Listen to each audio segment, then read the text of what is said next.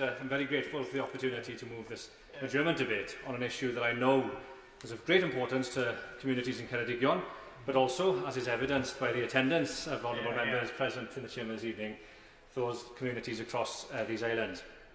We face many pressing challenges as a society. The health and economic consequences of the COVID-19 pandemic have been debated earlier today, of course, but just as pressing are the devastating impacts of climate change. If we are to meet these challenges and ultimately emerge stronger, more secure and more prosperous, it is vital that we transition, and do so rapidly, to a society that is powered by energy generated from renewable sources. Now, the Committee on Climate Change has been clear that the UK is currently off track to achieve our commitment of net zero greenhouse gas emissions and to meet our obligations under the Paris Climate Agreement. At present, renewable electricity generation accounts for only 11% of all UK energy use, and our transport and heating networks need to be electrified to decarbonise our economy. Now, if we are to be successful in doing so, new policies and regulations would be needed to ensure that the resulting rise in electricity demand is met by renewable generation. Now, there is good news, Mr Deputy Speaker. Villages, towns and cities across the land possess incredible potential for community renewable energy projects such as solar arrays in fields, wind turbines and hydro units in rivers. Such schemes support local skilled jobs and offer local economic opportunities. Much welcome. With pleasure. To my honourable friend. Does he agree with me that to fully realise our local energy generating potential, that we must invest in grid-integrated, locally situated batteries? These will smooth out the problems that hamper the grid supply in so many of our rural communities.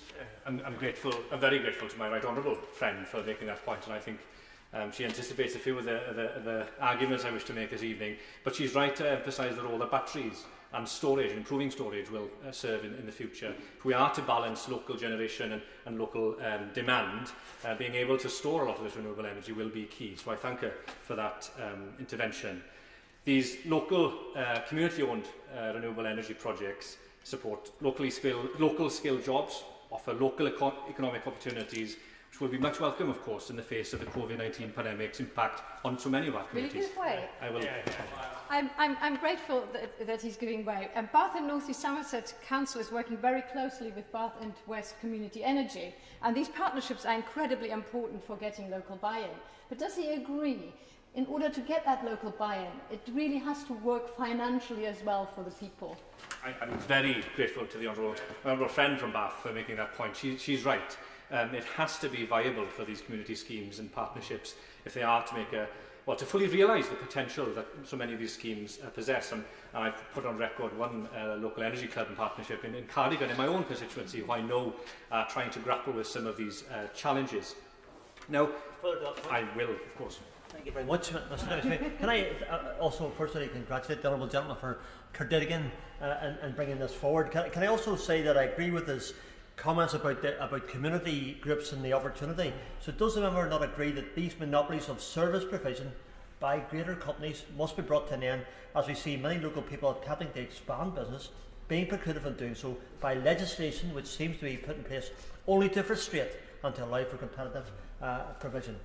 Thank you. I'm very grateful to my honourable friend for his intervention. I think he's got to the nub of the issue, actually, and anticipates the main thrust of the argument I wish to make this evening. I think that at present the regulations and the way in which legislation has been structured is perhaps outdated and does disadvantage some of these smaller generation schemes.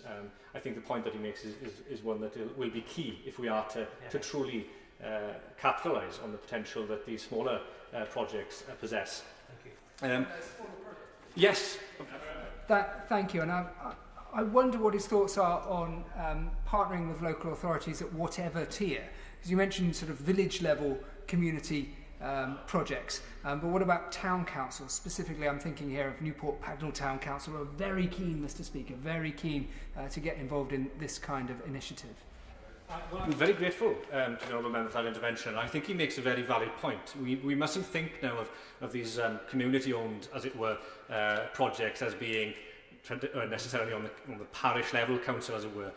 Towns and municipalities can also play a part here, and I think we would do well if we are able to make any changes, to ensure that we better empower those types of projects as well, because they will be key, I believe, if we are as a state to move to a decarbonised economy. I will. Just to pick up on that point, and I would concur with the Honourable Member for Milton Keynes north or south? North. Just on the point he made, Warwick District Council is similarly interested, but does the Honourable Member agree with me that we have to ensure that local authorities are able, through the planning system, to be able to develop this, work with grid operators, but particularly with the planning system, to be able to start generating at scale in the immediate area? Very grateful for the Honourable Member for Warwick. That was testing me there, Mr Deputy Speaker. I think he makes a very good point. And as is often the case in these debates, if we are to be able to transition as rapidly as is necessary, we will need to bring in so many different aspects of regulation and government departments. And so I thank him for that intervention.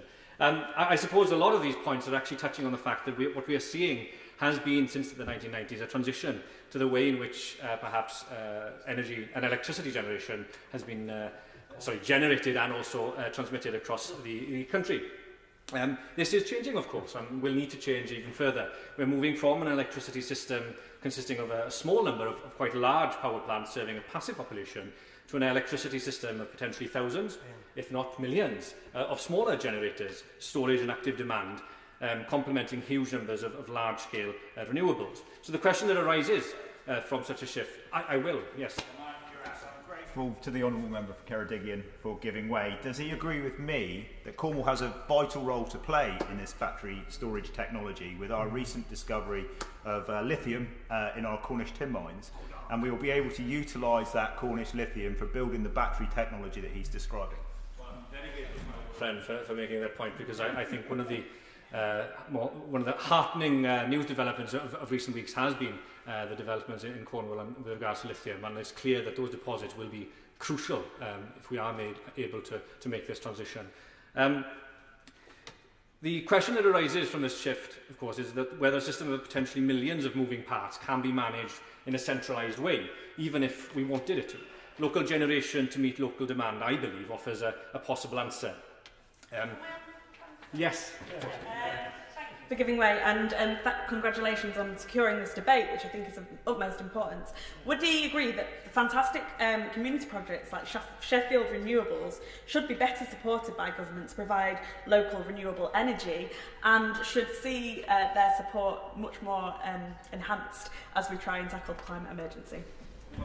Very grateful to my own friend for making that point, not only because I think it's an important one, that we do need to make sure that these community schemes are supported, but it also anticipates where I want to take my speech next. So I'm doubly grateful to my own friend, because the potential capacity of local community-owned energy is quite astounding. A UK government report in 2014 stated that community energy projects could contribute as much as 3,000 megawatts of electricity generation capacity by 2020. Now, unfortunately, we haven't quite met that target, but the potential is quite striking nevertheless. This potential has often been commented as being frustrated by some of the rules that we've already heard honourable members refer to tonight, these antiquated rules that govern our energy markets, that were designed primarily back in the 1990s, and rules that were, quite frankly, suited to a different system of large power stations and a handful of utility companies. Now, unfortunately, these rules still rule roost today, and they do create insurmountable cost barriers to any community energy initiative that wishes to sell the electricity it generates directly to local households and businesses.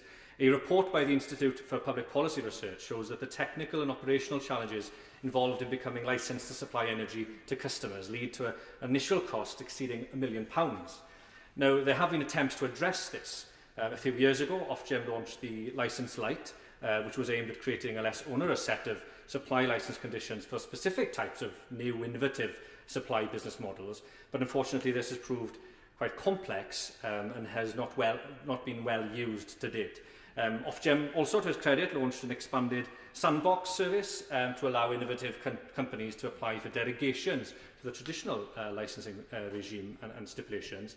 And it has extended its ability to grant those derogations to certain local generators. However, the most effective solution, in my opinion, would be to introduce greater proportionality to the licensing system to ensure that the costs and complexities of being a licensed electricity generator are proportionate to the scale of its supply. Now, if these costs are proportionate, it becomes financially viable for smaller scale renewable generators to supply electricity, and in turn for new community-owned schemes to become viable. I will, yes. Thank you, Mr. Speaker. Just in terms of, you may be aware that I chair or jointly chair the APPG for Left Behind communities, and I think that there are many opportunities for that in these communities. In my Sedgefield constituency, obviously there's things like heat from mine workings and these sort of things. Would you agree that these sort of innovations can come through this channel much better than others? I'm grateful to the Honourable Member for making that intervention. I think he makes a key point here that as part of the transition to try and help decarbonise the economy, there are also a lot of benefits in terms of economic development of areas that, such as yours, likewise, have perhaps been left behind. And I think this does offer so many opportunities that we would do well to make the most of. I would. For giving me his honourable friend being very generous with his time. And isn't it also the case, as we're hearing from all these interventions, that there are local groups and bodies around the country who are desperate to have these opportunities? Partick Community Council in my constituency, which is an urban area, very concentrated, but keen to find out how they can innovate and how they can use the abilities proposed in the proposition of the bill. I'm very grateful to my honourable friend for making that point, because he is right. There is so much potential across these islands, and if only we can sort out some of the obstacles that they currently face, I think we could really pick up. I would, with pleasure. Honourable Member for securing this debate, and he refers to some of those obstacles. Would he not agree that one of the ways to overcome those obstacles is for the 10-minute rule bill that I presented in the summer, which has due to have its second reading on 29th January of next year, that is passed into statute, whether through the private members' bill route or by the government adopting that bill? The Honourable Member for Waveney, because I think he has done incredible work in bringing forward the 10-minute rule bill, which I know has the support of a great number of honourable members on both sides of the House, and I would very much want to put my support on record for that bill, and I do hope that if it's not something that is progressed as a 10-minute rule bill or a private member's bill, that perhaps the government will look to adopt some of the provisions itself. I'm very grateful very willing to give way. Very grateful to the Honourable Member for giving way. So we've talked about Left Behind, and we've talked about the real desire for many communities to get involved. I just want to think about the left out and how important it is that the community energy sector is inclusive. So right now, 4% of practitioners in the sector are Black, Asian or minority ethnic. And I would ask the Honourable Member if he would pay tribute with me to the organisation Power for People, who are themselves working to ensure that they represent those groups that are currently underrepresented in this sector. Thank you. I'm grateful to my honourable friend for that intervention, and it gives me the opportunity to place my own gratitude on record to the campaign Power for the People, who actually this debate probably wouldn't be held tonight if it wasn't for the support and some of the leadership that they've shown in recent weeks. So I'm very, very pleased to put that gratitude on record. Further to the point that my honourable friend from Waveney made about his 10-minute rule bill, the provisions would allow electricity generators to become local electricity suppliers by applying for a new form of supplier licence that is more designated for local supply. And in advance of this evening's debate, Mr Deputy Speaker, I've been contacted by members from all political parties who are supportive of those measures, but unfortunately they weren't able to attend, and some of them include the honourable members for Tewkesbury, for Thursk and Moulton, Carmarthen East and Dynevor, and also Nehallen and Inyar, Bladen and Glasgow East, to name but a few. But there are, as I say, 210, I think, in total. A right to local supply would help support local energy businesses to create jobs by selling energy to local customers, to retain significant additional value. Yes.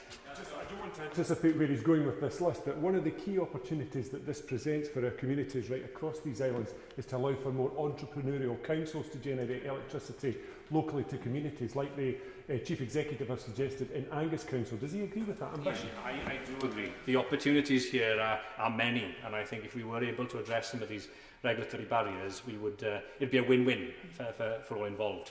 To draw my remarks for conclusion, Deputy Speaker, you've been very patient and I'm grateful for it. If we were to introduce a right to local supply, it'll help local energy businesses, municipalities, as was also mentioned. It'll retain a significant amount of additional value to local communities and inject much needed resilience. I will. On that particular point about additional value to local communities, in my constituency of Clwyd South, the Corwyn hydroelectric project is part of a wider series of community efforts, and I think the benefit of what he's proposing is that it not only helps the hydroelectric project but will incentivise wider activities within the community as well. I fully agree with my honourable friend from Clwyd South. Because there would be quite a range of benefits. You'd have, I think, greater public support for the transition to sustainable energy forms, improved air quality, nature-friendly renewable energy generation, and obviously, quite as important, is a secure energy supply that is less dependent on imports. Let alone, of course, the more effective energy system, which will see perhaps consumers' energy bills decrease as well. So I hope, therefore, the government can consider establishing such a right to local supply, and specifically the workable mechanism for it laid out in the Town and Rule Bill of my honourable friend from Waveney, which, as I said earlier, is supported by over 200 honourable members of this House. And I'm sure that together we can enshrine this right to local supply in law and make the most of the many opportunities that it offers. This is almost a record, maybe. Congratulations, Minister. Mr. Deputy Speaker, thank you very much. I was going to make very much the same point. I would like to congratulate the Honourable Member for Ceredigion for securing today's debate, and I will make the same point that you made, Mr. Deputy Speaker. I've never seen an adjournment debate with so many interventions, and they were all extremely gracefully and graciously accommodated in your speech. So many congratulations for that to him. The Honourable Member has spoken very eloquently about the need for local communities to be able to supply electricity in this instance. And I think there are strong arguments in his favour. I know that many people across the House have expressed to me and expressed to the Department similar views. And I'm fully aware that my honourable friend, the member for Waverley, has also done his bit to try and drive this issue of local supply up the agenda. I know that the honourable member supports a campaign for electricity generators to sell directly to local consumers, and for all the benefits that he suggested in terms of local employment, and I think he used the phrase, or one of the many interveners used the phrase, local buy-in, as well, and those arguments are fully appreciated. In terms of my remarks today, I will address them in quite a technical way in terms of the specific reasons why, as a government, we feel that this particular provision isn't something that we would adopt, but I would suggest to him that the issue of local community participation has got to be on the agenda, and it's something which I, certainly as the Energy Minister, will be willing to engage with and have a discussion about. With regard to the actual licensing, and we'll talk a little bit about that, I think changing the licensing framework to suit business models identified by his campaign does appear attractive, but the danger, and we always have to be mindful of dangers in government, is that it would create wider distortions elsewhere in the energy system, and I will talk to those directly. Instead of his proposal, I would urge stakeholders, honourable and right honourable members across the House to engage with the ongoing work that the government is undertaking with Ofgem to support flexibility and innovation more generally, and then we can perhaps come to a view as to how the local element can play its part in this solution. I will give way. Is he not aware that the main problem is that of a level playing field, that just basically the smaller providers cannot compete with the bigger providers, and therefore we need this change? I'm fully aware of that, but and I'll come later to my remarks. I've only got 10 minutes, so bear with me, but I will address that point later in my remarks. Electricity and gas supply licenses, as everybody knows, I'm sure in this chamber, are usually granted on a Great Britain-wide basis. However, Ofgem has powers to award supply licenses for specific areas, specified areas, and specified types of premises. And this can allow licensees, once they've got the license, to specialise and offer more targeted and potentially innovative products and services. The holder of such a licence could supply only to customers in the specified geographic area and to specified types of premises, with the full terms and conditions of the licence applying otherwise. So this means that there is already provision through this licence to have a local provision. Electricity suppliers can apply to Ofgem also for a derogation from a particular provision of their supply licence, and if this is granted, this means that those provisions of the supply licence will not apply to them. So there's already some degree of flexibility. I'm afraid I'm very hard pressed for time. I might have time later to take an intervention, but I need to press on with my remarks. And Ofgem, as I've suggested, have been consulting widely on how to use these facilities more effectively to bring just the very innovation and specified locality, if you like, in this retail market. And the consultation, I understand, closed this Monday, the 12th of October. And I would hope that small-scale generators who wish to supply local communities will have responded fully to the consultation. The Honourable Member mentioned, I think, very ably and relevantly, the licence light provisions. This allows aspiring suppliers or local generators to apply for a supply licence and receive relief from compliance with industry codes. And on existing mechanisms already, the Electricity Act 1989 does allow the Secretary of State to exempt by scale electricity suppliers from having an electricity supply licence if they meet certain conditions. And there have been certain examples, certainly in my tenure as Energy Minister, where people have successfully applied for exemptions. So being an electricity supplier, as he, I'm sure, knows, confers the right of the licensee to supply electricity to customers.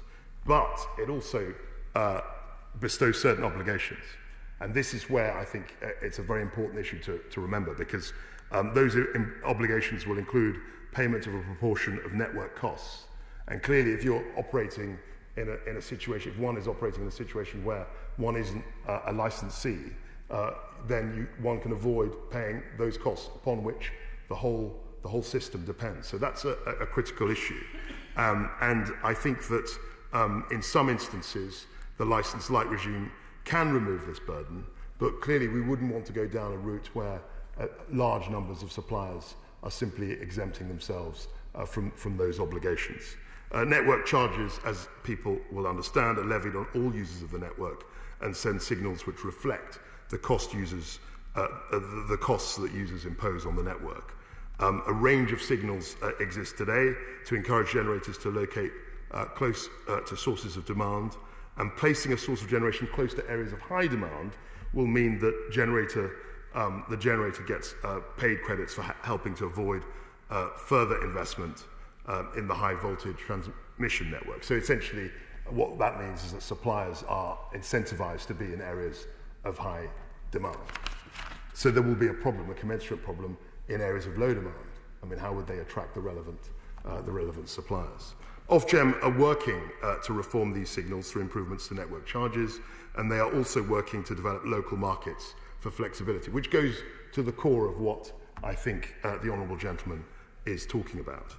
I don't believe, and I think the government, thankfully, is of the same opinion as I am, that artificially reducing network costs for local electricity suppliers, I don't think that that's going to be highly efficient, because it could distort the market. You're essentially incentivizing behaviour that may not be economical in the first instance. And that would commensurately mean that there would be higher costs falling on other consumers, which would increase as more local suppliers were subsidised. So I think creating a special category of local supplier does bring its own complexities, and there may well be unintended consequences as a result of that. But having said that, I have to commend the honourable member for thinking very deeply and creatively about this issue. And I feel that this is part of an ongoing conversation, because he was quite right in his remarks at the beginning to say that a lot of the structures that we have today do reflect conditions and circumstances, certainly before we legislated for net zero, and in many cases they reflect conditions that operated 30, 40 years ago. And so there is an ongoing discussion to be had about how best to adapt our institutions to modern circumstances. Very happy to give way. It's great for Malvern to give way. He's highlighted some of the challenges that the government face. That follows on from, I think, around the chamber, we've shown the enormous potential for local community energy supply to play a full role in the decarbonisation and the COVID recovery.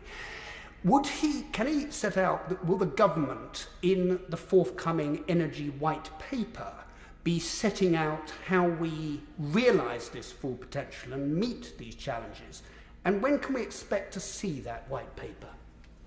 I think my honourable friend is straying into ground which probably isn't necessarily covered in this debate. I'm very hopeful that the energy white paper will be published soon. I think the Secretary of State said in front of the Bay Select Committee that would be published in the autumn, and we're still in the autumn, so I'm hopeful that the white paper will come imminently.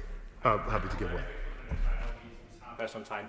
Should legislative changes be required, how best could we, I think the support across the House has been demonstrated this evening, best work with the Minister to carry through any changes that are identified as necessary? Well, I think a very good start is a debate like this. I think this has been a real eye-opener for me. I'm delighted to see visually so much interest.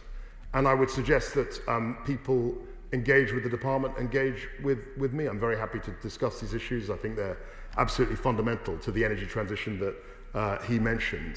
And I think, as I've said, this is part of an ongoing conversation. I'm hopeful that the energy white paper will come hastily enough from my honourable friend. And I think that this is just the beginning of a conversation. So in conclusion, I think that what we have to focus on is the flexibility of the whole system, of the current regulatory regime. And I think if we get that right, then we can bring the innovation and perhaps some of the decentralisation that the honourable gentleman and among other people, other members, honourable and right honourable members of this House, want to see. I think that the prize, the prospects are considerable. I think we could see innovation, we could see growth, we could see cost reductions and carbon reductions, most fundamentally. And I think that with a cooperative spirit, we can actually get very far. I think the actual proposal that he has suggested does create some more problems than it perhaps solves, but that's something that I'm very willing to debate with him and talk to him about at a subsequent occasion. In short and in summary, I'd like to thank the honourable member for Ceredigion for raising this issue today, and to thank all the members who participated in this short but interesting debate.